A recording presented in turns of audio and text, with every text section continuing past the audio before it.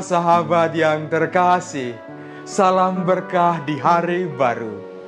Ketika matahari terbit dan terbenam, ketika engkau terbangun dan berbaring, naiklah syukur kepada Tuhan atas kasih-Nya yang tidak terbatas. Hari ini, Sabda Hidup kembali menyapa hati kita semua, khususnya pada pesta kelahiran Santa Perawan Maria yang diambil dari Injil Matius bab 1 ayat 1 sampai 16, dilanjutkan ayat 18 sampai 23, dan ayat hidup diambil dari ayat 23 yang berbunyi, sesungguhnya anak darah ini akan mengandung dan melahirkan seorang anak laki-laki. Para sahabat yang terkasih, tentang kelahiran dan masa kanak-kanak dari Bunda Maria memang tidak tertulis dalam kitab suci. Kita orang Katolik, selain kita percaya kepada kitab suci, juga percaya kepada tradisi suci dan magisterium. Nah, salah satu dokumen dalam gereja itu yang bernama Proto-Evangelium atau Proto-Injil. Itu menggambarkan bahwa ayah dari Bunda Maria, Santo Yoakim, itu seorang yang berkecukupan, yang berasal dari 12 suku Israel. Dan ibunya Santa Anna.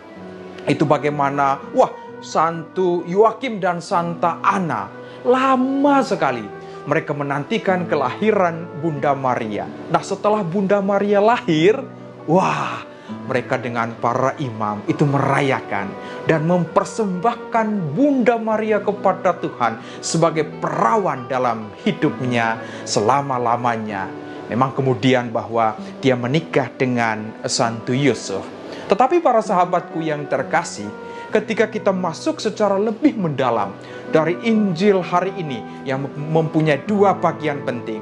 Bagian yang pertama itu tentang silsilah kelahiran dari Tuhan kita Yesus Kristus.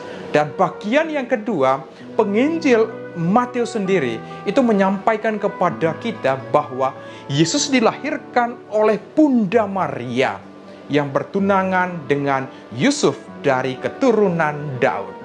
Nah, pokok pentingnya di sini itu adalah bagaimana Santa Perawan Maria, Allah sendiri itu mempersiapkan apa yang disebut dengan tabut perjanjian. Nah, kemudian memang dalam surat Rasul Paulus kepada jemaat di Galatia bab 4 ayat 4 jelas sekali menulis bahwa setelah genap waktunya, maka Allah mengutus anaknya yang lahir dari seorang perempuan. Nah, di sini sangat jelas sekali Allah saja itu mempersiapkan Maria untuk melahirkan Tuhan. Nah, kemudian bagaimana orang-orang Katolik itu dengan hati penuh syukur kita menghormati Bunda Maria. Jadi Katolik di sini kita tidak menyembah Bunda Maria, tetapi bersama Sang Bunda kita memuji Tuhan dalam karya apa yang disebut dengan keterbukaan terhadap rencana dan kehendak Tuhan. Nah, di sini para sahabatku yang terkasih, Bunda Maria dalam gereja kita itulah figur yang hanya dia saja itu mencapai kepenuhan harapan Kristus sendiri. Dari 25 Maret, terima kabar malaikat Gabriel, bahkan sampai di bawah kaki salib.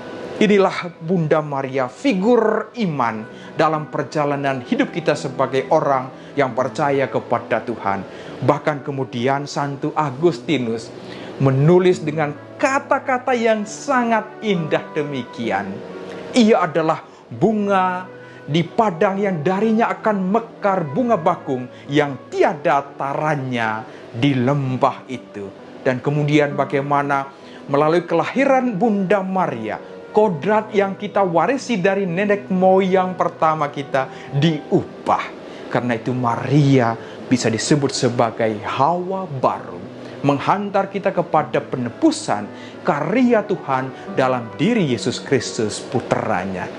Baik para sahabatku yang terkasih, bagi saya dan kita semua, apa sebetulnya, khususnya dalam pesta kelahiran Santa Perawan Bunda Maria ini, pesannya sangat jelas, pendek tetapi penuh dengan makna, yaitu bagaimana Maria sendiri, rencana Allah itu tidak terlepas dari keterbukaan hatinya. Karena itu jangan tutup hatimu untuk karya besar Allah yang Dia rancangkan untuk saya dan para sahabat semua. Teruslah melangkah, sabda Tuhan, sabda hidup. Tuhan Yesus memberkati, Bunda Maria merestui. Amin. Lewati